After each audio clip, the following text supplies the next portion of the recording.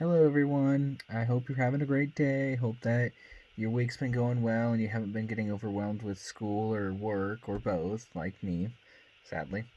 This is for my You're on Call. This is talking about alternative to meats, and my presentation kind of looked into, is it really possible, or is it something that maybe we are biting too much off to chew on at this point in time? The three articles that were posted out by our awesome teacher, Marsha Crawford, really kind of helped me see them. And some of the points they really hit on that I found were very interesting.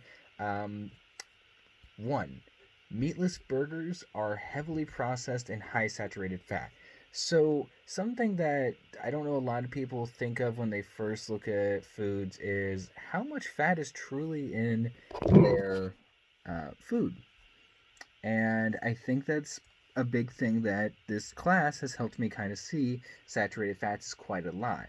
But as we go further and further into the future, is there a chance that maybe we can save some animals instead of killing them to get food? Or, finding better protein to give to vegetarians and vegans who don't eat meat? Um, One of my sources that I actually found out was the evolution of plant based to alternative meats from niche markets to widely accepted meat alternatives. This was written by a slew of authors. I'm going to try to go through their names. Uh, Florane Wild, Michael Zenner, Zerny, Ankh M. Janison, Adrian P.W. Cole, Marja, I can't pronounce her last name, and it starts with a Z, and Conrad J. Demog. And this all got talking about how to make different plant like material or plant like meat, and what kind of protein structures can we get and what can we get from. They went in and started talking about how we have all these proteins that are in all these plants and things that we've not seen yet that we could use for substitutes. Do I feel like right now there is healthy alternatives? Yes and no. I feel like right now healthy alternatives to meat is a hard concept to find because I don't know how many of you have watched the commercials about the Impossible Whopper, the burger that is plant-based in Burger King. Well, it's a great idea and they've somewhat proven that it is, it tastes like a Whopper.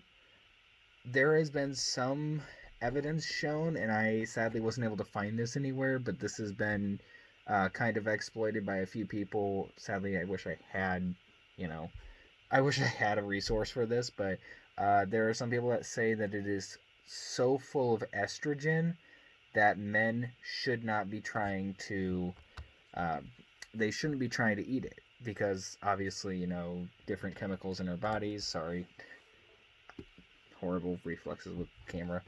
Um, but another part of this kind of they talked about in this resource I have here.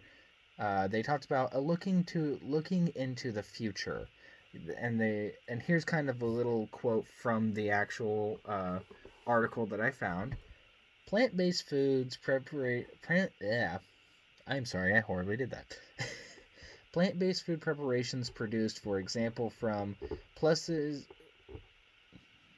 pulses, or grains have always been a major source of protein in the human diet.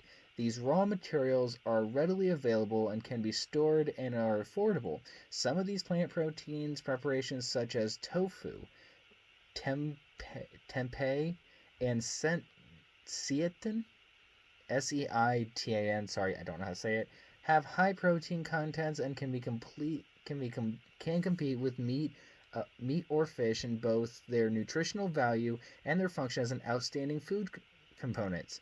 Whereas using plant-based meat alternatives was motivated for centuries by economic and or religious reasons, animal welfare has become another key motivation from the 1960s onward. So just to kind of give you a little bit of an idea there, This idea of using plants as food instead of meat is actually I think it's very interesting. I'd like to see it happen.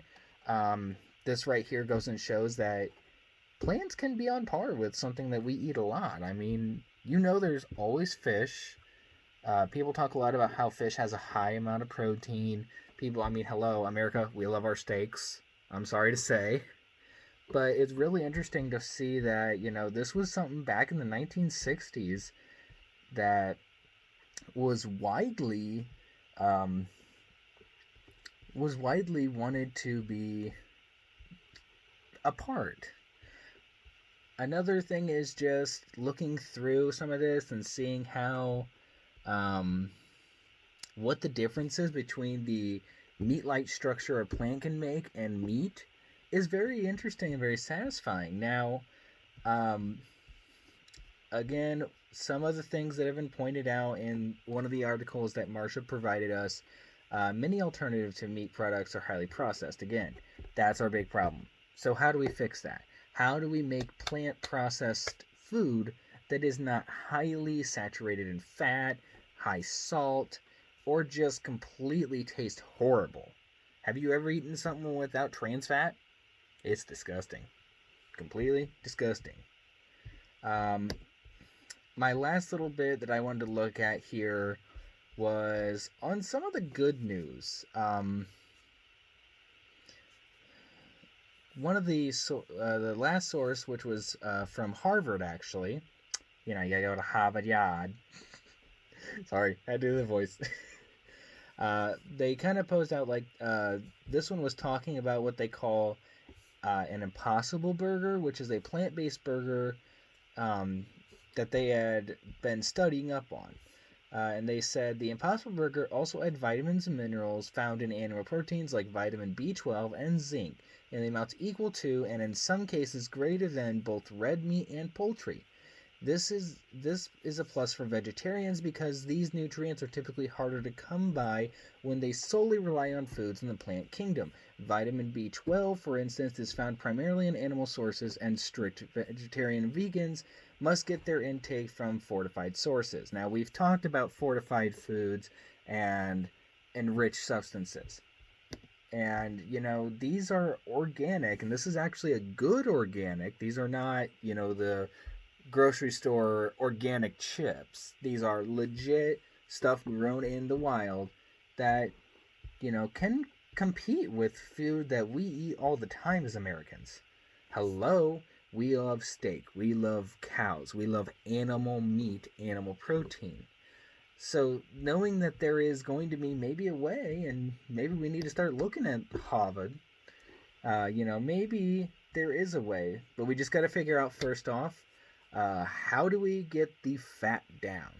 So the Impossible Burger that Harvard looked at, 14 grams of fat, 8 grams of that come from saturated fat, which is the worst fat. The Beyond Burger, and these are all the same 4 ounce except for this last one that I'll go over. The Beyond Burger is, I guess, another thing they did. I looked through this and I didn't see any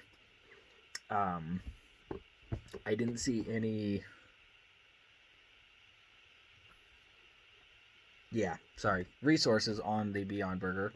But there was 18 grams of fat in that, and 6 of those came from saturated.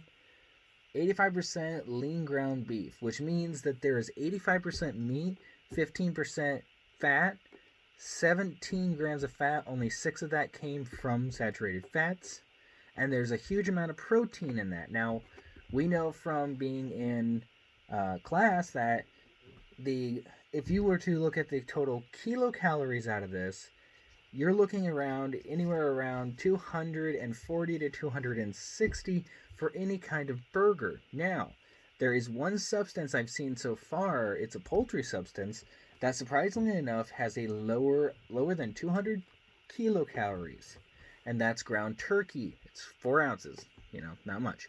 But it only had 9 grams of saturated fat, 9 grams of fat, 2 grams of saturated fat, and 22 grams of protein, which is good because we do like protein.